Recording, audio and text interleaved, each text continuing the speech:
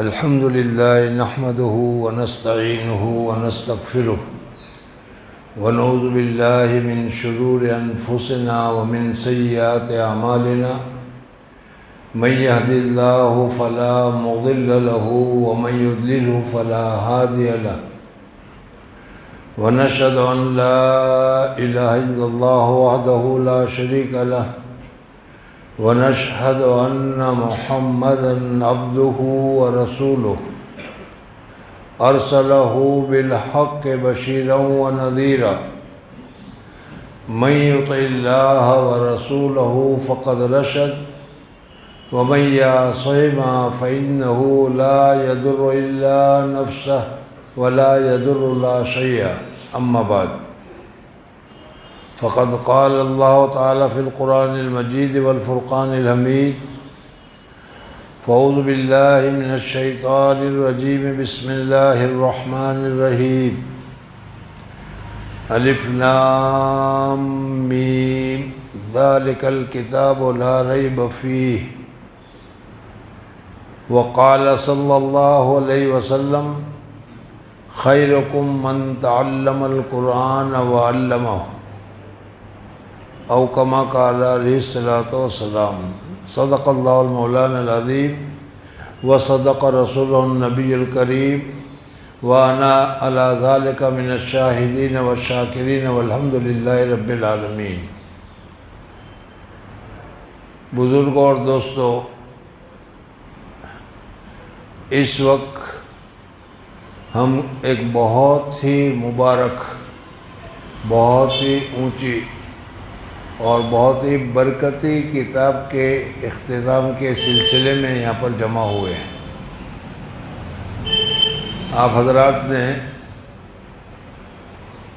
اس جلسے کے شروعات سے ہی سنا کہ ہم اللہ تبارک و تعالیٰ کا شکر ادا کرنے کے لیے، اللہ تبارک و تعالیٰ کی مہربانی جو ہمارے اوپر ہے اس کے بیان کرنے کے لیے ہم یہاں پر جمع ہوئے ہیں۔ تو میرے ذہن میں آیا کہ اسی پر یہیں سے آپ حضرات کے سامنے کچھ شروعات کی جائے۔ بزرگوں اور دوستو، اللہ جل جلالہ امن والوں نے ہمارے اوپر جو انعامات اور احسانات کیے ہیں،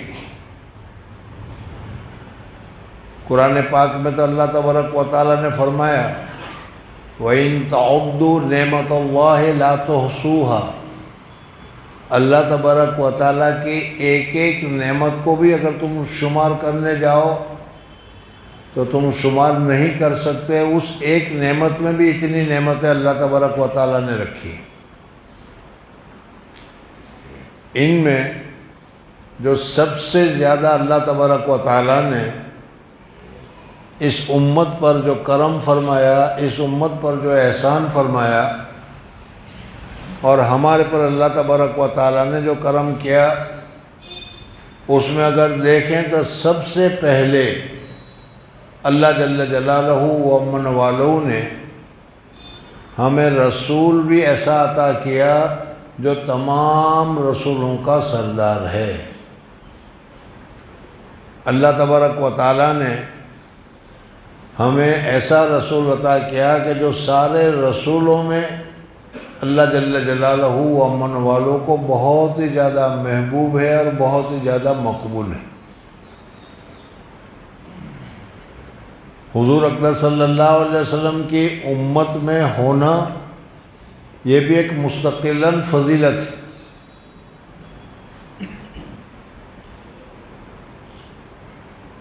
کسی وقت انشاءاللہ اس امت کی کیا فضیلت ہے، اس امت کا کیا درجہ ہے۔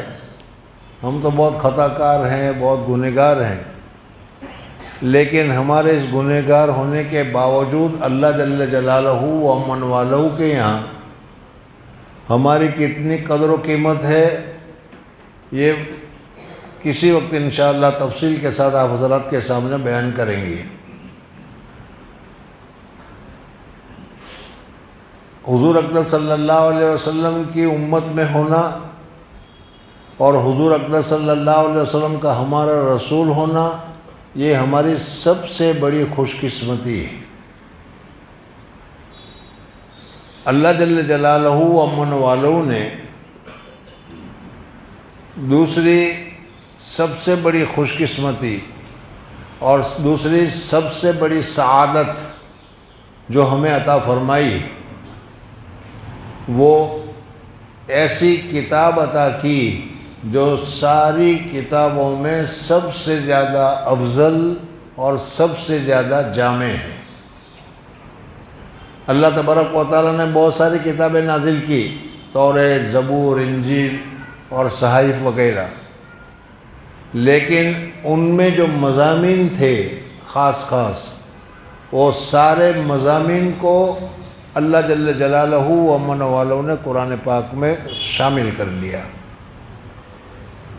گویا کہ کامل اور مکمل کتاب اللہ تبارک و تعالیٰ نے عطا فرمائی، اور اللہ تبارک و تعالیٰ نے ہمیں جو دین عطا کیا، دین اسلام، وہ بھی تمام دینوں میں سب سے زیادہ افضل، سب سے زیادہ اعلیٰ، سب سے زیادہ کامل اور سب سے زیادہ آسان۔ اللہ تبارک و تعالیٰ نے یہ تیسرا انعام اور تیسرا احسان ہمارے اوپر کیا ہے۔ اور بھی بہت سارے انعامات اور احسانات ہیں، لیکن آج کی مجلس کے اعتبار سے چونکہ یہ قرآن پاک کی تکمیل کا، قرآن پاک کی حفظ کی مجلس ہے، اس وجہ سے قرآن پاک کے سلسلے میں آپ حضرات کے سامنے کچھ گزارش کرنا چاہتا ہوں۔ اللہ تبارک و تعالیٰ نے یہ جو کتاب ہمیں عطا کی، جس کی ہمیں قدر کرنی چاہیے، جس کا ہمیں احترام کرنا چاہیے، جس کو ہمیں دل سے لگانا چاہیے، جس کو ہمیں کثرت سے پڑھنا چاہیے، لیکن یہ ہماری سستی ہے یا بدقسمتی کہیے کہ ہمیں جتنی توجہ ہونی چاہیے اتنی توجہ ہم نہیں کر رہے۔ بزرگوں اور دوستو، اگر قرآن پاک کو اللہ تبارک و تعالیٰ آسان نہ کرتا، قرآن پاک کو اللہ تبارک و تعالیٰ آسان اور سہولت نہ کرتا، تو یہ اتنا وزنی ہے، اللہ کا کلام ہے، اور تم جانتے ہو کہ ملوک الکلام کلام الملوک، بادشاہوں کی باتوں کی بادشاہ ہوا کرتی، تو اللہ جل جلالہ و امن والوں کا کلام ہونے کی وجہ سے اس کا بہت ہی اونچا مقام ہے اور اس کا بہت ہی اونچا درجہ ہے۔ اللہ جل جلالہ نے اس کو قول ثقیل بھی قرار دیا ہے۔ اگر قرآن پاک کی اصلی وزنی اور بوجھل چیز اللہ تعالیٰ باقی رکھتا تو ہم میں سے کوئی آدمی قرآن پاک کی تلاوت نہیں کر سکتا تھا۔ حدیث پاک میں آتا ہے کہ حضور اقدس صلی اللہ علیہ وسلم ایک مرتبہ مجلس میں تشریف فرما تھے، بے تکلفی سے بیٹھے ہوئے تھے۔ حضور اقدس صلی اللہ علیہ وسلم کی ران مبارک ایک پڑوس میں ایک دوسرے آدمی کی ران مبارک پر تھی، اور اچانک حضور اقدس صلی اللہ علیہ وسلم پر وحی کے نزول کے آثار شروع ہوئے، یعنی وحی نازل ہونے لگی۔ حضور اقدس صلی اللہ علیہ وسلم پر جب یہ قرآن پاک کی وحی نازل ہوتی تھی تو حضرت عائشہ صدیقہ رضی اللہ تعالیٰ عنہ فرماتی ہے کہ حضور اقدس صلی اللہ علیہ وسلم کی پیشانی مبارک پر سخت سردیوں میں بھی اتنا پسینہ نکلتا تھا گویا کہ پسینہ کا نل کھول دیا گیا ہو، اور قرآن پاک کا جو اصل ثقل ہے، بوجھ ہے، وزن ہے، اس وزن کی وجہ سے حضور اقدس صلی اللہ علیہ وسلم کے بدن مبارک پر بھی وزن آ جایا کرتا تھا۔ راوی کہتے ہیں کہ حضور اقدس صلی اللہ علیہ وسلم پر وحی کا نزول ہوا،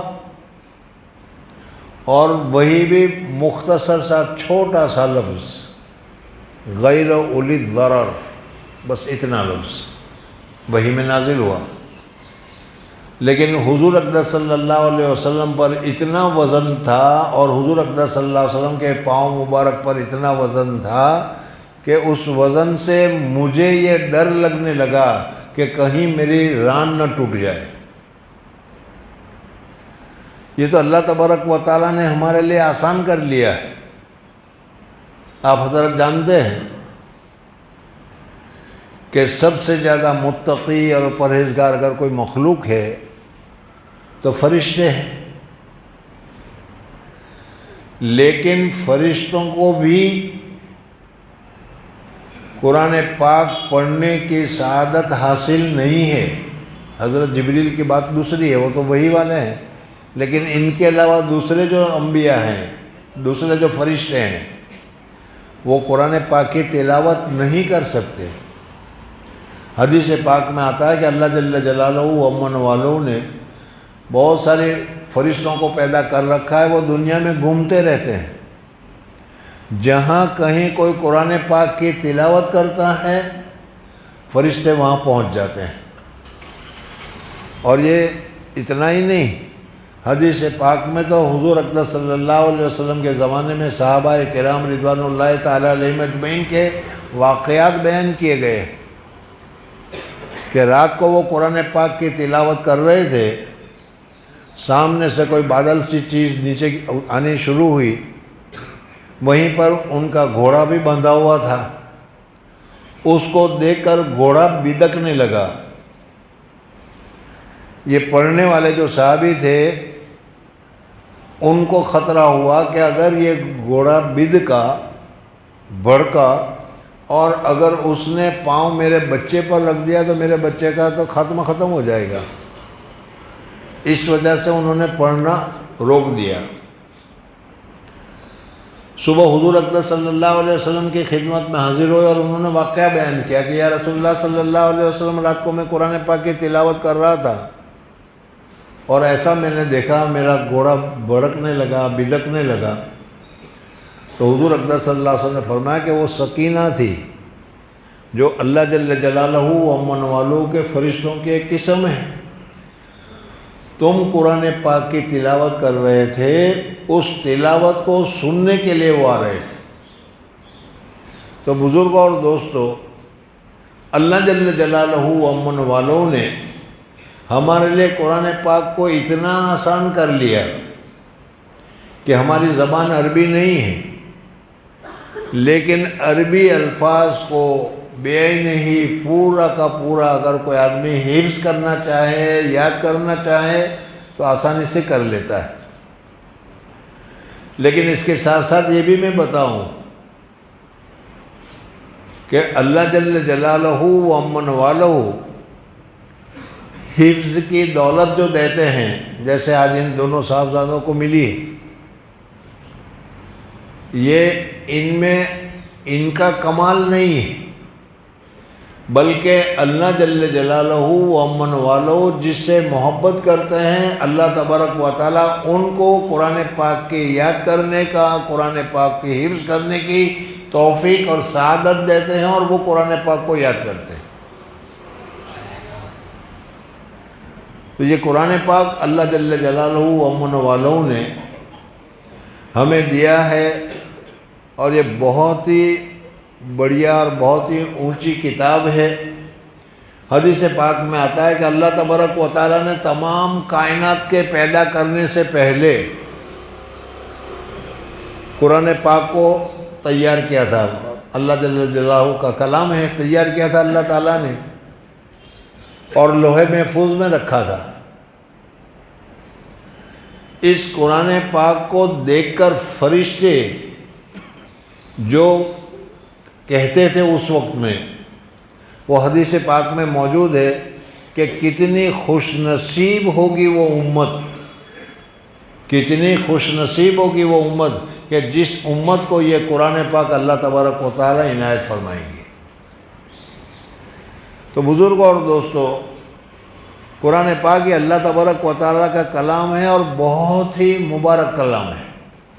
اس کی شروعات کی آیت ہی جیسے میں نے ابھی بتایا، ذالک الکتاب لا ریب فیہ، یہ ایسی کتاب ہے کہ اس میں کسی قسم کا کوئی شک، کسی قسم کا کوئی شبہ اور کسی قسم کی کوئی گنجلک نہیں ہے، صاف ستھرا ہے۔ ھدی للمتقین، متقی آدمیوں کے لیے ہدایت کا دستور ہے یہ۔ میں یہ بھی بتاتا چلوں کہ آج ہم سب دعویٰ کرتے ہیں اور جو قرآن پاک کے مخالف ہیں، قرآن پاک کے دشمن ہیں، پہلے سے دشمن چلے آ رہے ہیں، اب بھی دشمنی کر رہے ہیں وہ، تو قرآن پاک کے جو یہ دشمن ہیں یہ آج بھی دشمنی سے باز نہیں آ رہے، لیکن اللہ جل جلالہ و من والہ کی یہ کتاب ان تمام مقابلوں کو برداشت کرتے ہوئے آج بھی اسی طریقے سے موجود ہے اور قیامت تک کے لیے موجود رہے گی۔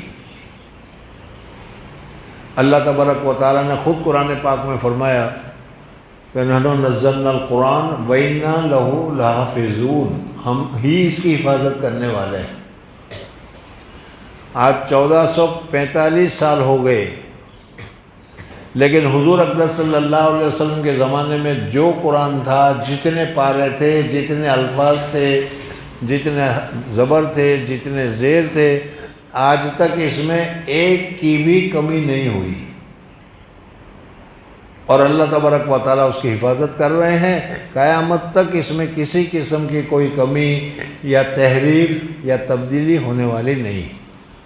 ان کے علاوہ دوسری کتابیں نازل ہوئی، لیکن اس کی حفاظت کی ذمہ داری اللہ تعالیٰ نے نہیں لی، اس کی حفاظت کی ذمہ داری امت کو سپرد کر دی کہ تم اپنی کتاب کی حفاظت کرو۔ حضرت موسیٰ علیہ السلام کی کتاب، حضرت عیسیٰ علیہ السلام کی کتاب، لیکن آپ جانتے ہیں کہ کچھ ہی مدت میں انہوں نے اس میں تبدیلی کر دی اور اصل کلام جو ہے اس میں دوسری چیزوں کو شامل کر لیا۔ آج 1400 سال ہونے کے باوجود قرآن کے الفاظ میں جہاں کہیں چلے جاؤ، دوسری کتاب ایک تو آپ کو ذرا فرق کے ساتھ ملے گی۔ انگلینڈ میں جاؤ گے تو وہاں انجیل کا نسخہ الگ ہوگا، آسٹریلیا میں چلے جاؤ گے تو وہاں انجیل کا نسخہ الگ ہوگا، امریکہ میں چلے جاؤ تو وہاں نسخہ الگ ہوگا، کچھ نہ کچھ فرق ہوگا۔ لیکن یہ ہماری سعادت ہے کہ قرآن پاک ہمارے اندر میں ہزاروں اختلاف ہیں، ان سارے اختلاف کے باوجود سعودیہ میں جاگو تو وہی یہی قرآن، عرب امارات میں جا کر دیکھو تو یہی قرآن، ترکستان افغانستان میں جاؤ تو کر دیکھو تو یہی قرآن، اور اس کے ساتھ ساتھ لندن امریکہ جہاں کہیں جاؤ تو قرآن پاک کا ہر جگہ کا نسخہ بالکل یکساں ہوگا، اس میں کوئی فرق نہیں ہوگا۔ اور یہ اللہ تبارک و تعالیٰ نے حفاظت کا وعدہ کیا ہے، اور یہ وعدہ جو پورا کرا رہے ہیں اللہ تعالیٰ حفاظت کا جو وعدہ پورا کر رہے ہیں، وہ حفاظت کا وعدہ ان معصوم بچوں سے کرا رہے ہیں۔ یہ چھوٹے چھوٹے بچے کہ جن کی زبان الگ ہے، جن کے حالات الگ ہے، لیکن یہ کوشش کرتے ہیں اور کوشش کر کے قرآن پاک کے پورا کو حافظ کر لیتے ہیں، پورے کو حفظ کر لیتے ہیں۔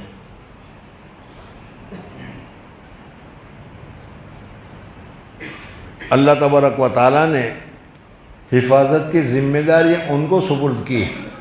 ایک زمانہ گزرا ہے ایسا کہ اس وقت انہوں نے سمجھا، مفکرین کہتے ہیں جس سوچنے والے، ہر زمانے میں ہوتے ہیں، الگ الگ ہوتے ہیں۔ اس زمانے میں مفکرین نے سوچا کہ مسلمانوں کو اپنے دین کے ساتھ اتنا لگاؤ کیوں ہے۔ اس وقت انہوں نے کہا کہ ان کو اپنے دین کے ساتھ لگاؤ اس وجہ سے ہے کہ ان کے پاس کتاب ہے قرآن پاک، اس وجہ سے ان کو قرآن سے الگ کرنا چاہیے۔ اور انہوں نے کوششیں کی، قرآن کو خریدا، جہاں موقع ملا، جہاں پہنچے وہ انہوں نے قرآن کو خریدنا شروع کر دیا، اور اس قرآن کو خرید کرنے کے بعد اس قرآن کو ضائع کر دیا کہ ختم کرتے کرتے کرتے ایک دن تو ایسا آئے گا کہ ان کے پاس قرآن رہے گا ہی نہیں۔ جب قرآن رہے گا ہی نہیں تو پھر ان کو تو تبدیل کرنا بہت آسان ہو جائے گا۔ یو پی کے کسی گاؤں میں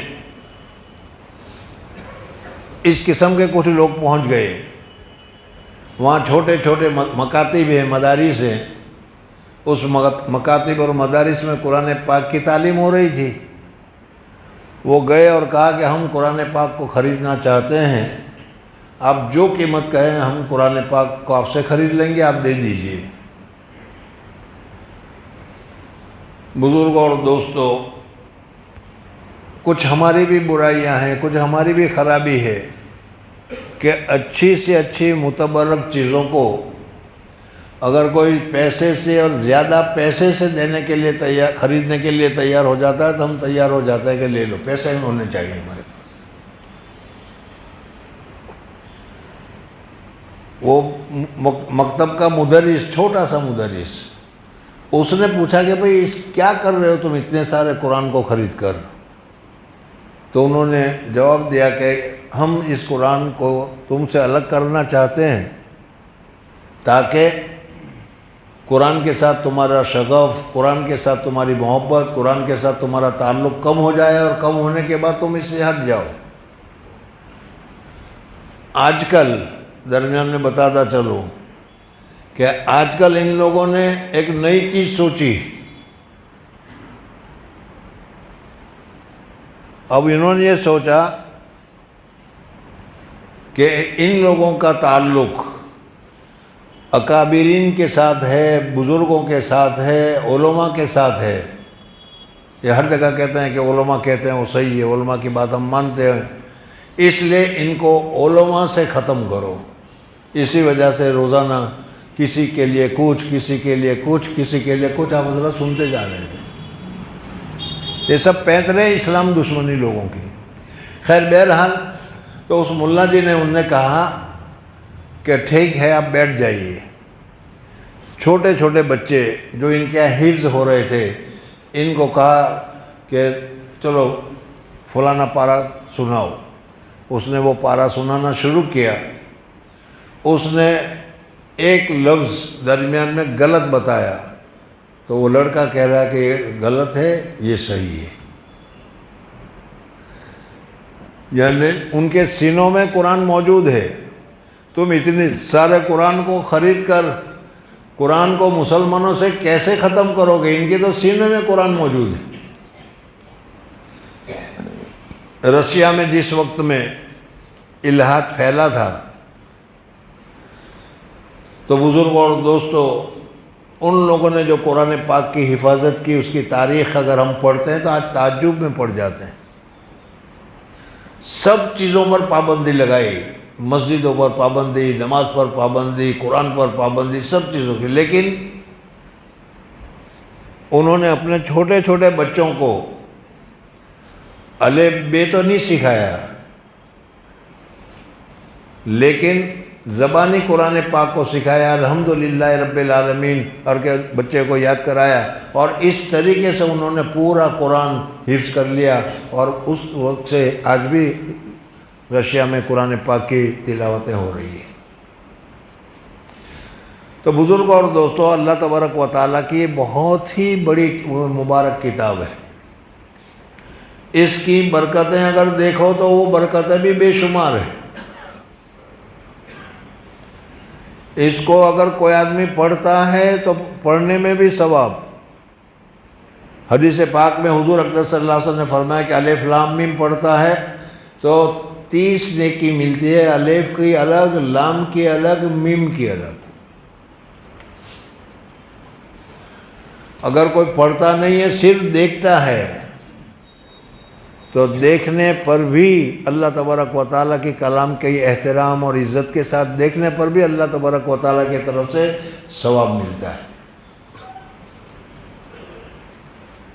اور اس کے علاوہ اللہ تبارک و تعالیٰ نے اس میں شفا رکھی ہوئی ہے۔ ان آیتوں کو پڑھ کر سورہ فاتحہ کا نام ہی سورہ شفا ہے کہ اگر پڑھی جائے تو اللہ تبارک و تعالیٰ شفا عطا فرماتے ہیں۔ اور بھی بہت ساری صورتوں کے الگ الگ فضیلتیں ہیں۔ تو ایسا قرآن اللہ جل جلالہ و امن والوں نے ہمیں عطا فرمایا ہے، اور قیامت تک کے لیے باقی رہے گا۔ دنیا والے جتنی چاہے محنت کر لیں لیکن وہ قرآن میں تبدیل نہیں کر سکتے، قرآن کو ختم نہیں کر سکتے۔ قرآن موجود رہے گا، آخر تک رہے گا۔ حدیث میں آتا ہے کہ جب بالکل وقت قریب آ جائے گا قیامت کا، تو اس وقت اللہ جل جلالہ و امن والہ کعبہ شریف توڑ دیا جائے گا، کعبہ شریف ختم ہو جائے گا، اور کعبہ شریف کے متعلق ہی قرآن پاک میں اول بیت وضع للناس للذی ببکۃ مبارکا وہدی، سب سے پہلا گھر اللہ تعالیٰ نے کعبہ شریف کو بنایا تھا۔ ایک زمانہ آئے گا کہ کعبہ شریف توڑ دیا جائے گا۔ حدیث پاک میں آتا ہے، حضور اقدس صلی اللہ علیہ وسلم نے فرمایا کہ مجھے دکھائی دے رہا ہے ایک حبشی ہے پتلی پتلی ٹانگوں والا، وہ کعبہ شریف کی اینٹ سے اینٹ بجا کر نکال رہا ہے۔ قیامت میں ہوگا یہ، اور جب کعبہ شریف ختم ہو جائے گا تب دنیا بھی ختم ہو جائے گی۔ اس وقت قرآن پاک کے الفاظ اللہ جل جلالہ اٹھا لیں گے، اور جن جن کے دلوں میں قرآن پاک کی جو آیتیں ہوگی، قرآن پاک کے جو حصے ہوں گے، اللہ تبارک و تعالیٰ نکال لیں گے، اور ایک ایسی ہوا چلے گی کہ جو ہوا پہنچنے کے ساتھ ہی یہ نیک بندے اللہ تبارک و تعالیٰ کے حضور میں پہنچ جائیں گے اور موت آ جائے گی۔ یہ سب بالکل قیامت کے تیاری، اس کے بعد پھر کیا قیامت آ جائے گی۔ تو میں یہ کہہ رہا ہوں کہ یہ قرآن پاک قیامت تک کے لیے باقی رہنے والا ہے انشاءاللہ۔ اس کو کوئی ضائع نہیں کر سکتا، کوئی ختم نہیں کر سکتا۔ ہاں، ہم لوگ نے جو ان کے ساتھ بے توجہی کر رکھی ہے، اس بے توجہی کو ہمیں دور کرنے کی ضرورت ہے۔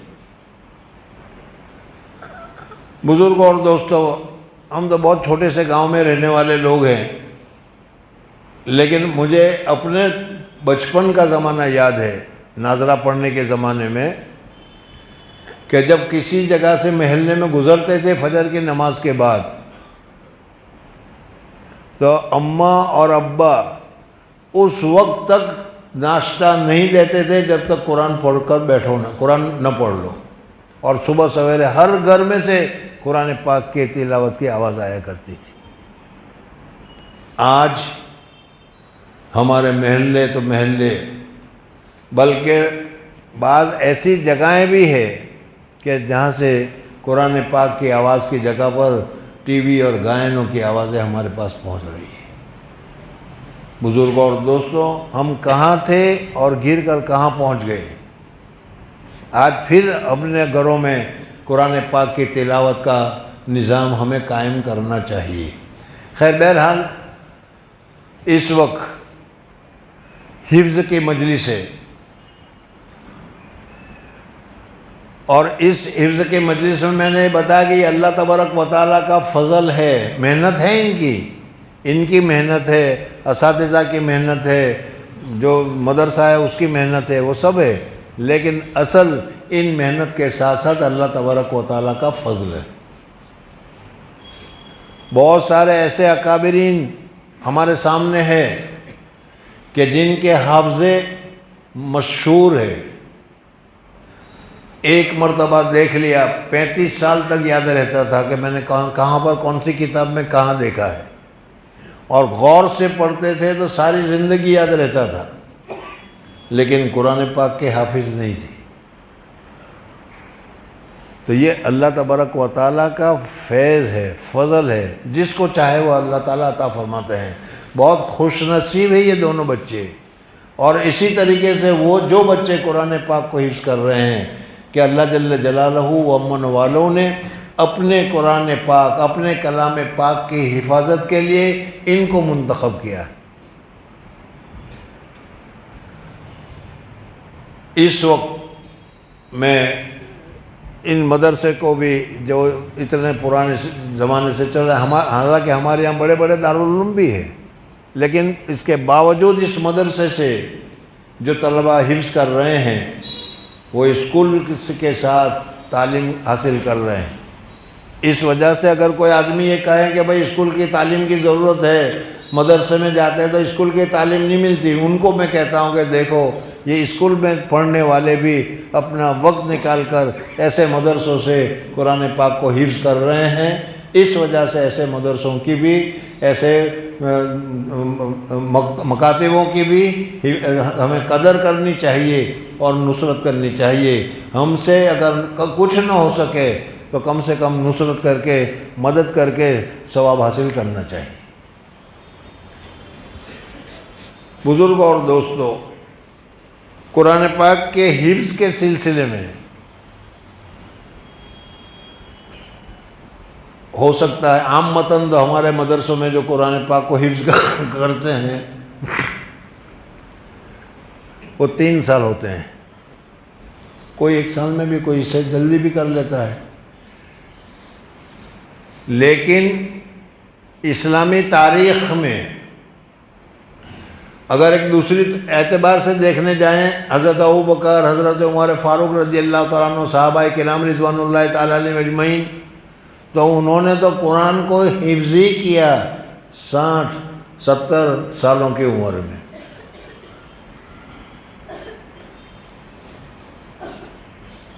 حضرت عمر فاروق رضی اللہ تعالیٰ عنہ کے متعلق ہے کہ سورہ بقرہ یاد کی تو انہوں نے دعوت کی۔ بہرحال انہوں نے تو بڑی عمر میں کیا تھا، لیکن کم عمری میں بھی حفظ کرنے والے آج دنیا میں پائے جاتے ہیں۔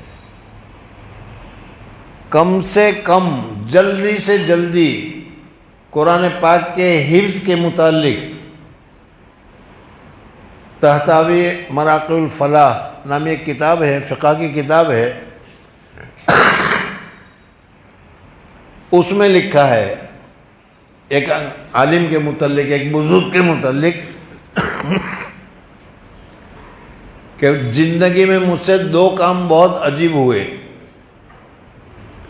ایک کام تو یہ کہ میں نے قرآن پاک کو 3 دن میں حفظ کیا، قرآن پاک کو 3 دن میں حفظ کیا۔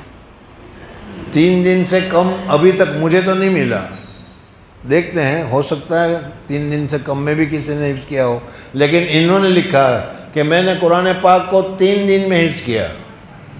اور دوسری مجھ سے غلطی یہ ہوئی کہ ایک مشت کے بعد جو داڑھی کے بال بڑے ہوئے ہوتے ہیں اس کو کاٹنا چاہیے، تو میں کاٹنا چاہ رہا تھا تو کینچی نیچے کی جگہ پر کینچی مجھ سے اوپر پھیل گئی۔ غلطی یہ ہوئی مجھ سے۔ اور ان کے علاوہ اگر دیکھیں تو 1 مہینے میں بھی قرآن پاک کے حافظ ہونے کی سعادتیں اور مثالیں دنیا میں موجود ہیں۔ حضرت مولانا قاسم نانوتوی رحمۃ اللہ تعالیٰ علیہ، ان کے سوانے میں لکھا ہے، ان کے سوانے میں لکھا ہے کہ جس وقت وہ جا رہے تھے حج کے لیے، اس وقت وہاں یعنی اسٹیمر کی جگہ پر وہانوں میں حج کے لیے جایا کرتے تھے، تو پورا قافلہ اس میں سفینہ میں بیٹھ گیا، اور ادھر رمضان کا چاند ہونے والا ہے، رمضان کا چاند ہو گیا۔ اب یہاں مسئلہ پیش آیا کہ بھئی تراویح، رمضان آ گیا، تراویح پڑھنی ہے، سمندر میں بھی سفر کرتے ہوئے کشتیوں میں پڑھی جاتی ہے، کون یہاں پر قرآن پاک کا ہم کو سنائے گا؟ حضرت مولانا قاسم نانوتوی رحمۃ اللہ تعالیٰ علیہ موجود تھے، انہوں نے کہا کہ یہ کام میں کروں گا۔ روزانہ 1 پارہ حفظ کرتے تھے اور وہی 1 پارہ رات کو تراویح میں سناتے تھے۔ ادھر رمضان شروع ہوا اور قرآن کا حفظ کرنا شروع کیا، ادھر رمضان ختم ہوا اور پورا قرآن حافظ ہو گئے۔ 30 دن میں قرآن پاک کو حفظ کیا۔ بزرگوں اور دوستو، اللہ تبارک و تعالیٰ نے اس کو ہمارے لیے بلقد یسرنا القرآن آسان کیا ہے، اور اس کی بہت ساری مثالیں ہیں۔ وقت ابھی تقاضا کر رہا ہے کہ کہ ذرا کم کیا جائے، تو میں اب ان حضرات کے لیے جنہوں نے قرآن پاک کو حفظ کیا ہے، حدیث میں کیا بتایا گیا ہے، حضور صلی اللہ علیہ وسلم نے کیا انعام بتایا گیا ہے، میں یہ بتانا چاہتا ہوں۔ ان حضرات کو جن کو قرآن پاک کی نعمت ملی ہے، ان کو احتیاط کی بھی بہت ضرورت ہے۔ جتنے اونچے آدمی ہوں گے ان کو بہت احتیاط کرنا پڑے گا، اس وجہ سے ان کو بھی بہت احتیاط کرنے کی ضرورت ہے، اور گناہوں سے بچنے کی، سنتوں کے مطابق زندگی گزارنے کی ضرورت ہے۔ اور اگر اسی طریقے سے اچھی طریقے سے زندگی گزاری تو قیامت میں ان کو کہا جائے گا اقرا ورتقے، قرآن پاک کو پڑھو اور جتنا پڑھتے چلے جاؤ گے جنت میں اتنے اونچے درجے پر تم پہنچو گے۔ یوں کہتے ہیں کہ 6600 جنت کے درجات ہیں، جیسے قرآن پاک کی آیت ہے، جتنا یہ پڑھتا چلا جائے گا جنت میں اونچے درجے پر وہ پہنچتا چلا جائے گا۔ کتنی بڑی سعادت اور کتنی بڑی خوش قسمتی جو ان کو حاصل ہوگی آگے چل کر انشاءاللہ۔ ان کے ساتھ ساتھ ان کے ماں باپ نے قربانی دی، ورنہ کالج بھیج دیتے، اسکول کی جگہ پر دوسرے کاموں میں بھیج دیتے، لیکن کہا کہ نہیں، قرآن پاک کے حفظ کے لیے ہم تمہیں بھیجتے ہیں، قرآن پاک کا حفظ بھی کرو۔ تو اس پر ان کے والدین کو کیا ملے گا؟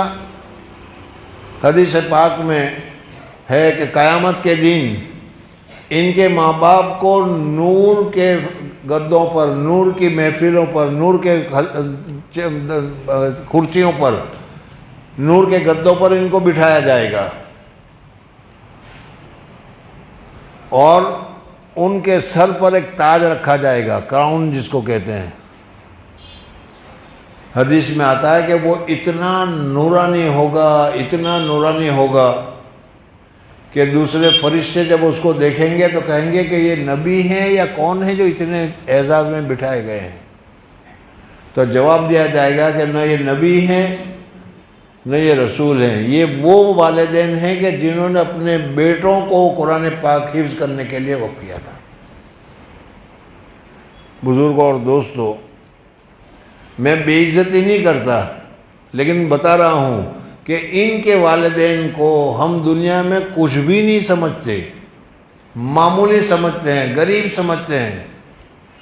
کوئی رکشہ چلا رہا ہوگا، کوئی کچھ کر رہا ہوگا، لیکن قیامت میں اپنے بیٹوں کو حفظ کرنے کی وجہ سے جب ان کو یہ تاج ملے گا، اس وقت ہماری آنکھیں کھلے گی کہ کاش ہم بھی اپنے بچوں کو حفظ کراتے تو کتنا اچھا ہوتا۔ صرف اتنا ہی نہیں، ان بچوں سے بھی میں گزارش کرتا ہوں کہ اللہ تعالیٰ نے بہت بڑی نعمت دی ہے، اس نعمت کی قدر کرنا، ناقدری مت کرنا، گناہ میں مت ملوث ہو جانا۔ اگر قدر کرو گے تو اللہ جل جلالہ و امن والو تمہیں ایک آفر کریں گے کہ تمہارے خاندان میں سے 10 آدمی جن کے لیے جہنم میں جانا طے ہو چکا ہے، فیصلہ ہو چکا ہے کہ یہ 10 آدمی جہنم میں جائیں گے،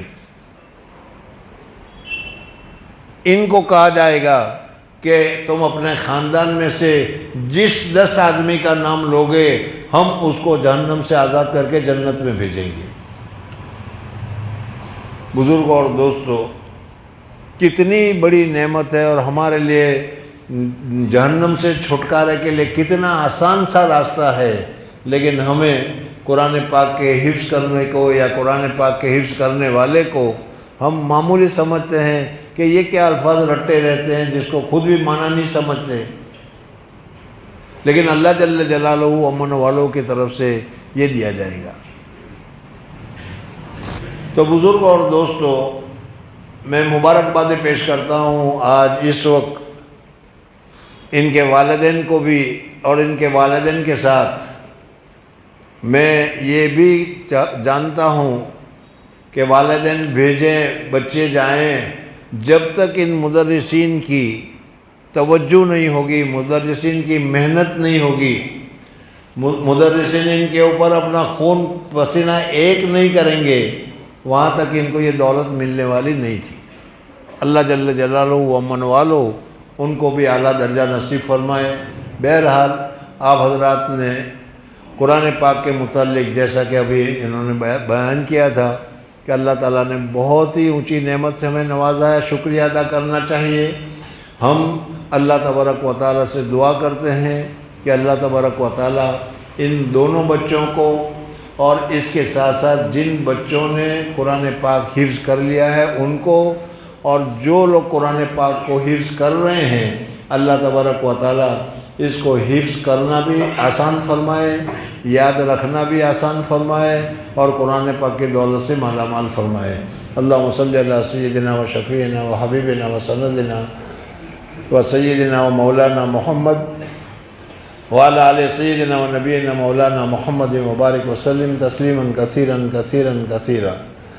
اللہم لک الحمد کلہ و لک الشکر کلہ، اللہم لا احصی ثناء علیک انت کما اثنیت علی نفسک، ربنا تقبل منا انک انت السمیع العلیم وتب علینا انک انت التواب الرحیم، ربنا آتنا فی الدنیا حسنہ وفی الآخرۃ حسنہ وقنا عذاب النار، ربنا حب لنا من ازواجنا وذریاتنا قرۃ اعین واجعلنا للمتقین اماما۔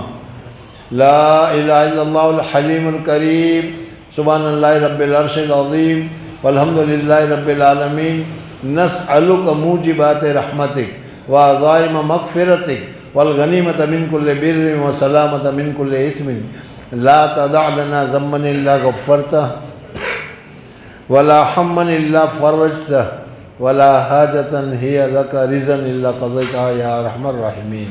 یا اللہ ہمارے اس جمع ہونے کو قبول فرما، تیرے قرآن پاک کو ان دونوں بچوں نے حفظ کیا ہے، اس کی مسرت میں، اس کی خوشی میں ہم لوگ حاضر ہوئے ہیں۔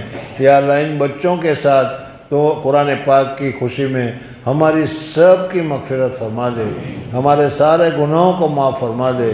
یا اللہ قرآن پاک کے انوارات اور برکات سے ہمارے ہر گھروں کو منور فرما دے۔ یا اللہ قرآن پاک کی تلاوت کے ساتھ شغف نصیب فرما دے۔ یا اللہ محض اپنے فضل و کرم سے جس مدرسے میں پڑھ رہے ہیں اس مدرسے کو بھی قبول فرما، اور اس کی تمام ضروریات کو غیب سے پورا فرما، اور زیادہ سے زیادہ بچوں کو قرآن پاک کے حفظ ہونے کی طرف متوجہ فرما۔ ربنا آتنا فی الدنیا حسنہ وفی الآخرۃ حسنہ وقنا عذاب النار، وصلی اللہ تعالی علی خیر خلقہ محمد وآلہ وصحبہ وبارک وسلم۔ سبحان ربک رب العزۃ عما یصفون وسلام علی المرسلین والحمد للہ رب العالمین برحمتک یا ارحم۔